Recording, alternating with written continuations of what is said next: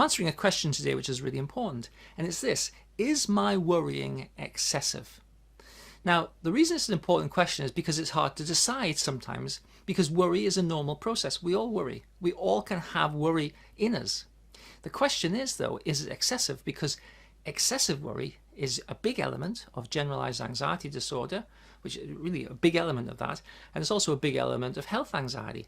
So you might be slipping in to like more serious psychological anxiety related problems by just failing to recognize that you're worrying too much. And the good news just right up front is that worry is definitely something that you can stop. You're not doomed to worry, right? It's definitely something which responds to self-help CBT tools. Anyway, let's think about how you would know whether you're worrying excessively.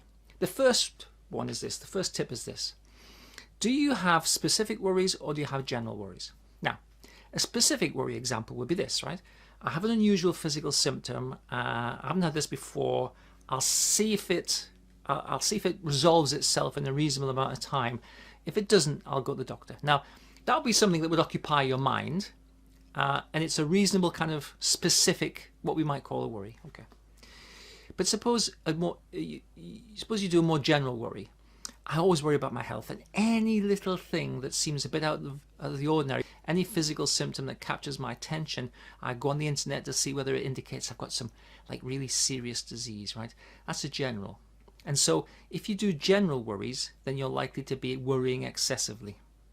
Number two, do you worry about the same thing over and over again? Now, when people ask me that, I'll say, okay, do you worry about the same thing more than 3 times? Because if you do, that's likely to be excessive worry. But why would your brain worry about the same thing over and over again, like more than 3 times, right? Well, when you set up a worry, you're basically asking your brain to answer a question or solve a problem. And your brain is a brilliant problem-solving, question-answering machine. It's going to try its utmost to solve that problem or answer that question. But let's say you set up the question like this, right? Will I have a good time at the party? Or what will happen at the party? Or will people talk to me at the party? Okay, now, that's of importance to you, but when will you find out the answer to that question? Will I have a good time at the party?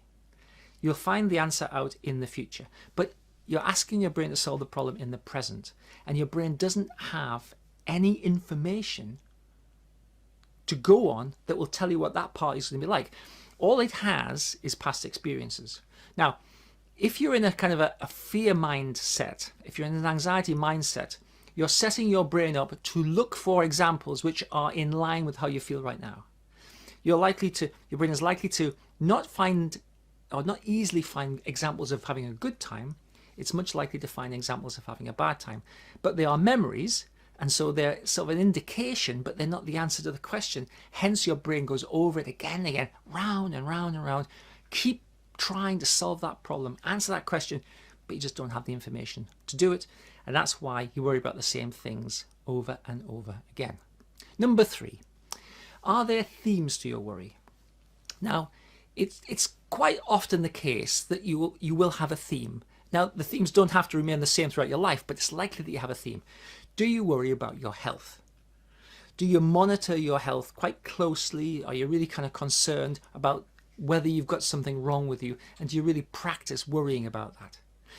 Are you concerned about driving? Do you worry about driving? Do you check the weather? Do you see what the traffic's like? It's very common if you've had a road traffic accident to become worried about driving. And obviously that is an element that might tie into post-traumatic stress disorder. Are you worried about the safety of your family? You know, do you get really concerned when your children go out, or if you have to go out? Do you get concerned if anything different has to happen? Are you worried about how you'll do at work? Are you worried about finances? These are all themes.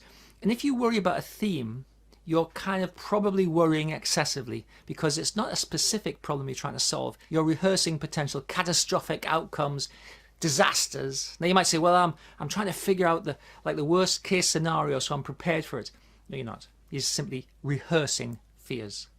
And number 4, do you feel that your mind is overactive? I mean, just the actual feeling, my mind is overactive, right? I can't settle, I can't rest, I go to bed and I'm worrying, that will tell you that you're worrying excessively, because you're still trying to solve a problem where you don't have the solution. If you recall from number 2, right? You're asking your brain to do something and it just can't do it, which is, in fairness, a pointless activity. So if you're worrying excessively, that will take you, in all likelihood, to an anxiety problem, because worry, it really is a big element. I call it the thinking part of anxiety. Anxiety really is physical symptoms and emotional feelings, but worry is the thinking part of that process. And if you let worry get away from you, or if you practice worrying excessively, it's going to end up being a problem for you. So I hope you find that interesting. Let me just finish off by saying this though, right? Worry is definitely deletable. You do not have to worry, right? I work with people all the time, and over a period of about 2 to 3 weeks, I teach them how to stop worrying. And people go, oh, I forgot to worry. Yeah, I've stopped worrying. Yeah. Okay. So it's just about retraining your brain how not to worry. Thanks for taking the time to watch and listen.